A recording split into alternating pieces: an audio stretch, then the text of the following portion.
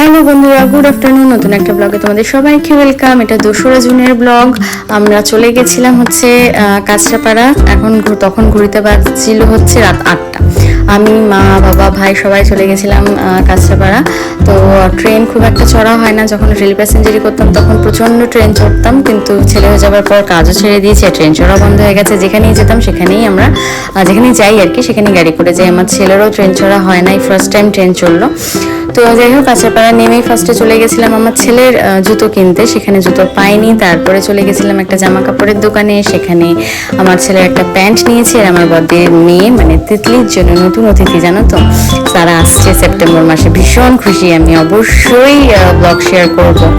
তো তার জন্য জামা কিনতে গেছিলাম। তারপরে আবার একটা দোকানে গেছিলাম ওর জুতো কিনতে, সেখানেও পাইনি। তো অ্যাটলিস্ট একটা দোকানে গেছি, সেখানে জুতো পেয়েছি এবং জুতোগুলো খুব সুন্দর দেখতেও ছিল।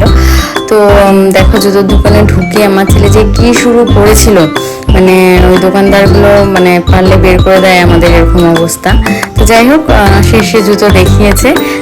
দেখো, এই দুটো জুতোই আমার পছন্দ হয়েছিল। তোমরা অবশ্যই জানিও যে কোন জুতোটা নিয়েছি, আর তোমাদের কোন জুতোটা ভালো লাগছে অবশ্যই কিন্তু জানাবে, হ্যাঁ।